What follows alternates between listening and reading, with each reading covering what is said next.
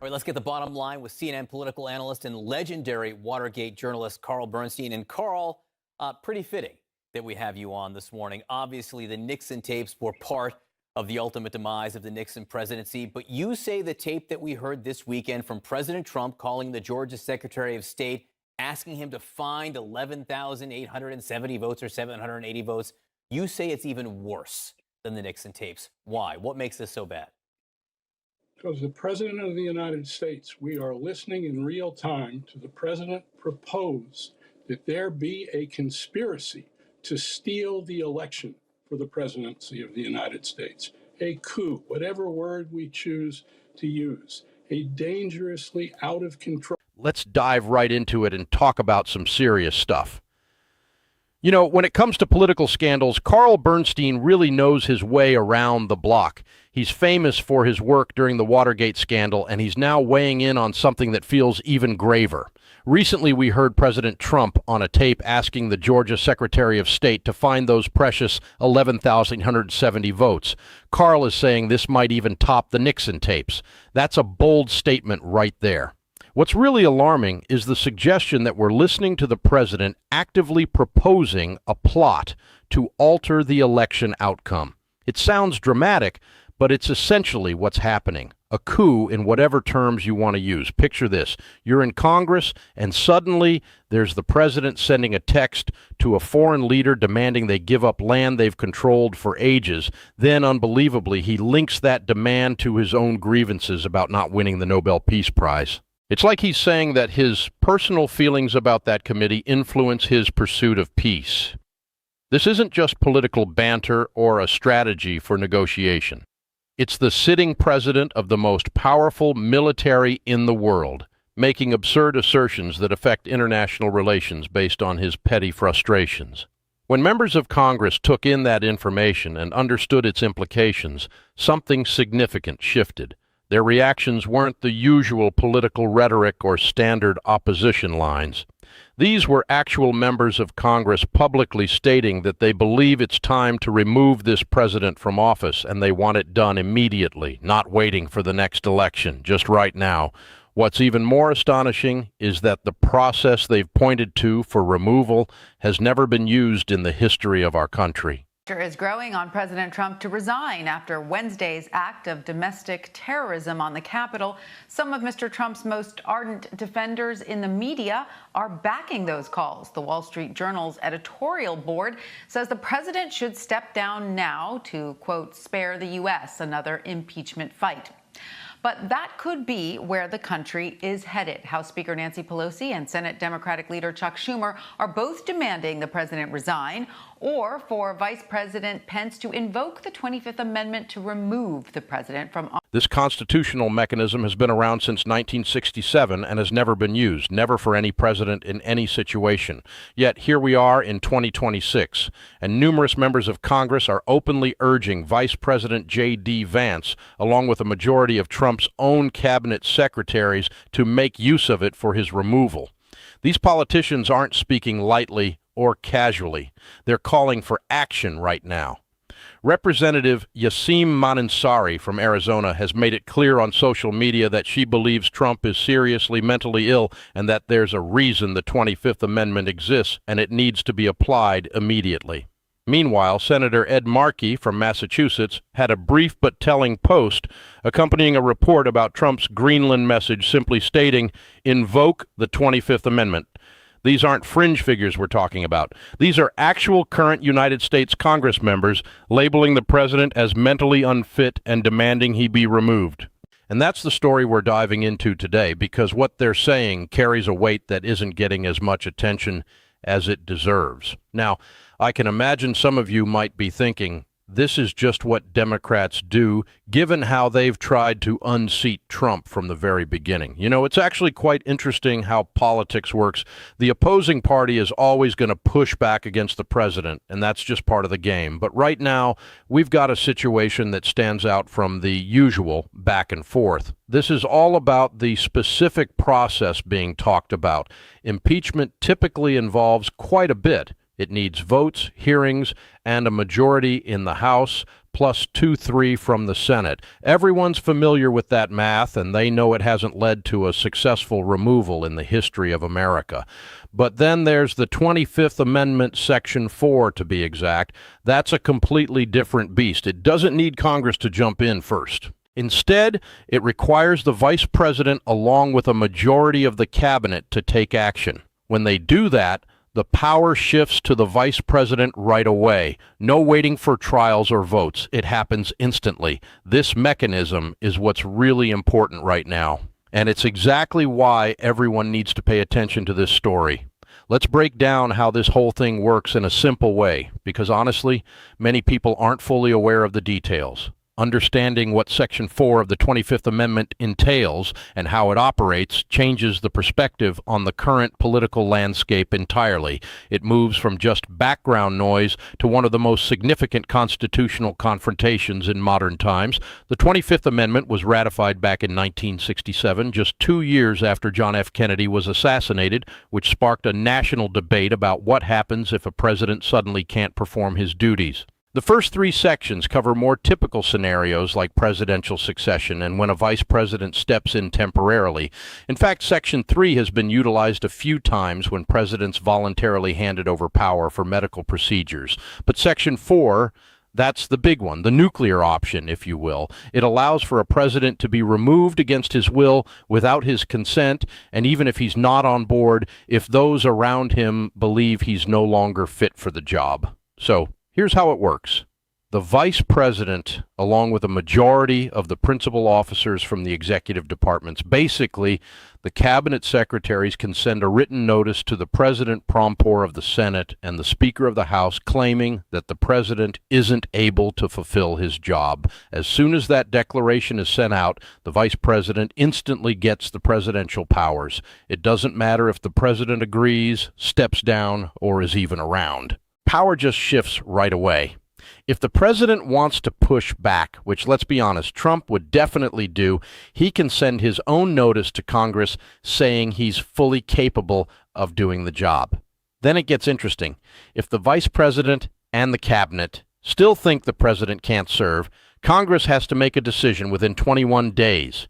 To keep the president out of power, they need 23 of both the House and the Senate to vote for his removal. If they don't hit that number, the president gets his authority back. This is pretty wild because it means that even if Vance and the cabinet were to actually go through with this, though there's no proof they would, the removal would likely only be a temporary situation unless the Republicans in Congress decided to make it permanent. And let's face it, the chances of 2/3 of Republicans voting to permanently oust a Republican president are next to none. So why does any of this matter if making a permanent removal is basically impossible? Well, the political chaos that could unfold from even trying it, reaching that moment where Vance signs a declaration and power shifts for 21 days, would be something we've never witnessed in this country before.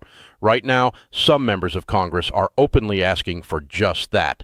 Now, let's dive into what actually sparked this latest round of calls for removal.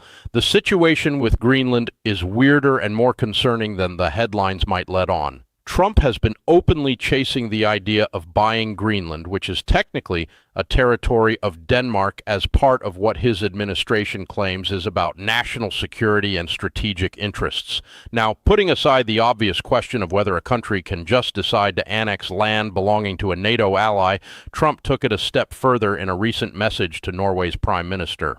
In that communication, he made it clear that he no longer feels the need to focus solely on peace. So there's a lot going on with Congress right now, especially with their frustrations regarding the president. Recently, it all kicked off over a comment he made about not winning the Nobel Peace Prize. Just take a moment to think about that. Right here's this guy, the President of the United States, the leader of one of the most powerful military forces in history, who suggests that his efforts for peace hinge on whether he gets acknowledged for it. That's what really got Congress riled up. It wasn't so much the audacious idea about Greenland, even though that's pretty reckless on its own. Rather, it was the downright alarming link he made between his personal disappointments and the consideration of using non-peaceful means. Representative Ansih hit the nail on the head when she said this crosses a line, pushing bad policy into a realm where our lives could actually be at stake. And she's not alone in feeling this way. Several other House members like Eric Swalwell, Sidney Camager, and Dove have jumped on board as well. These folks aren't just complaining on social media. They're laying out a solid constitutional argument. They're pointing out that the connection between Trump's frustrations over the Greenland situation and his stance on peace isn't just a quirk.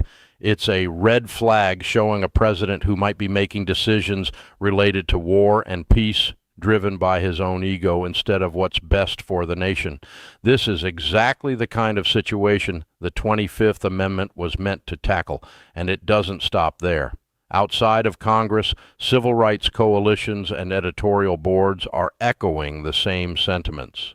They argue that if Congress can't keep pace with impeachment, then it's on the cabinet to step in and fulfill their constitutional role.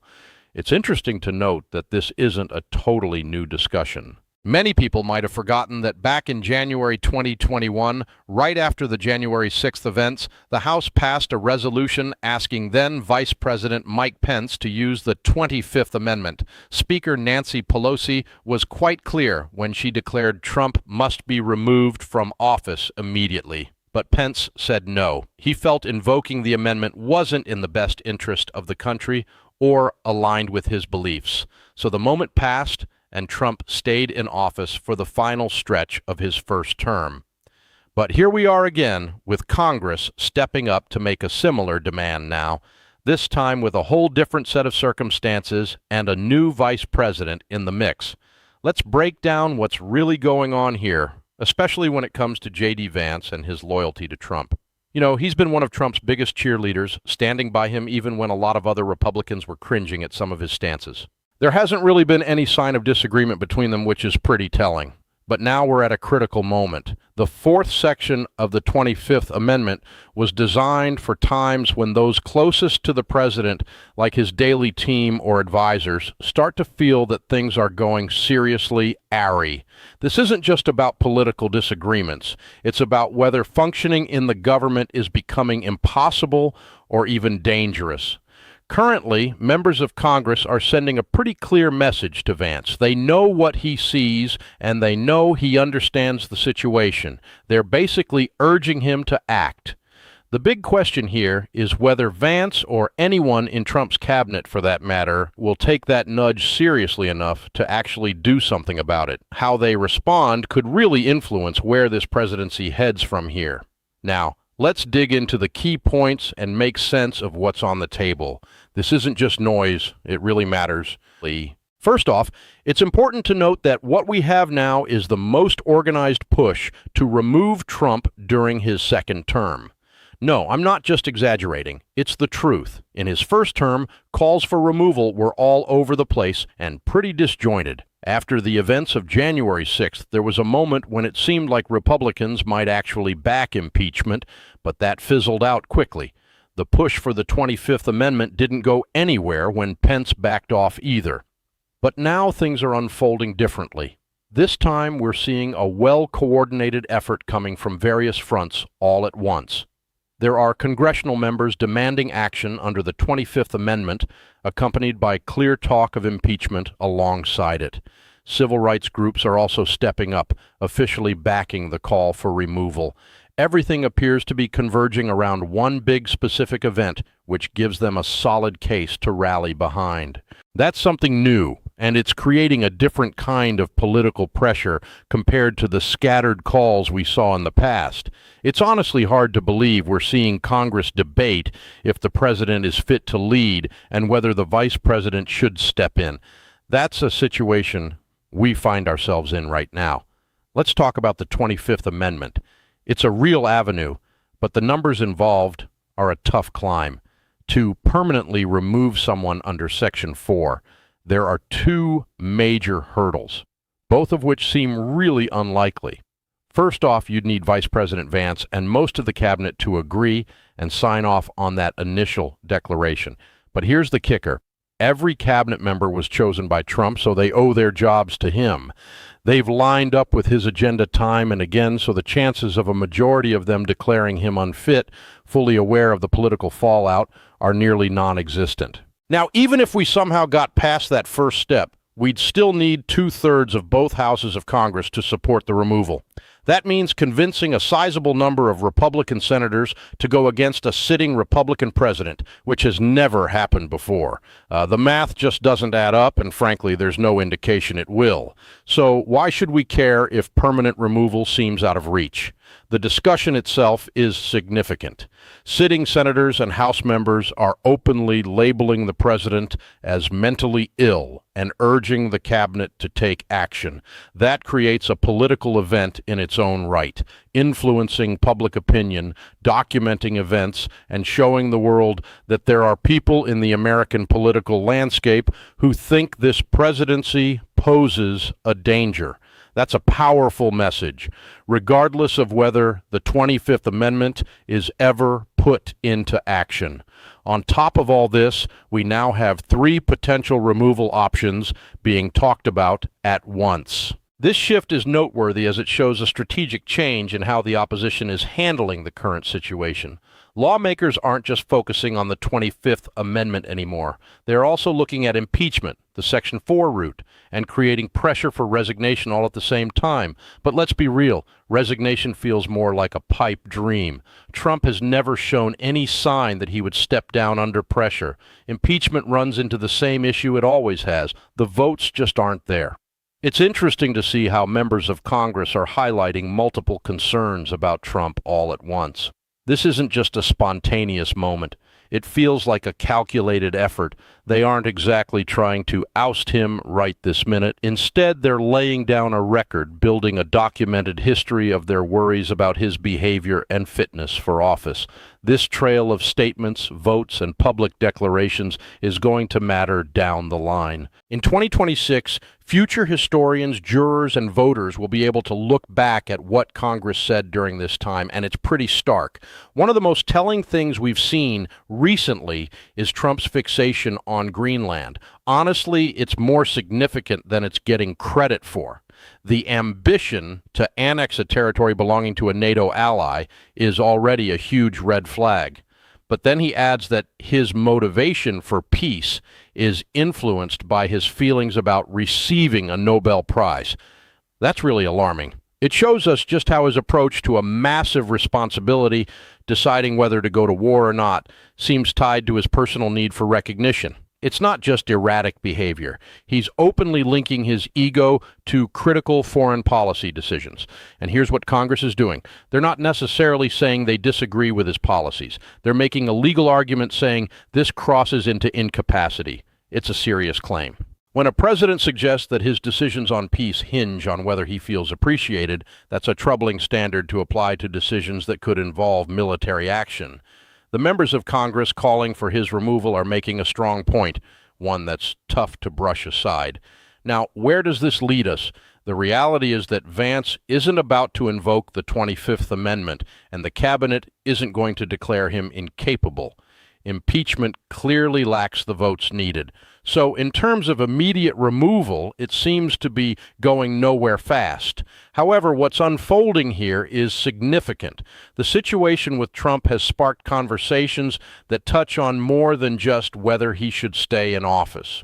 Now we're diving into discussions about his mental fitness, decision-making abilities, and overall emotional stability, something that didn't really happen before. These calls from Congress create not just a record for future reference, but they also signal to foreign governments, both our allies and adversaries, that there's real domestic concern regarding the reliability of American leadership. And let's not forget this puts J.D. Vance on notice. It's a clear message that Congress thinks he has both the authority and the duty to take action if things get worse. That kind of public pressure, it matters a lot. Even if nothing happens right away, it shifts the political landscape moving forward. Given that this presidency has already encountered more constitutional confrontations than many do in 2 full terms, it's crucial to keep an eye on what happens next. I'll be right here to keep watching that unfolding story. If you want to stay updated, don't forget to subscribe, hit the bell, and check out the newsletter linked below because it feels like the next big development is just around the corner.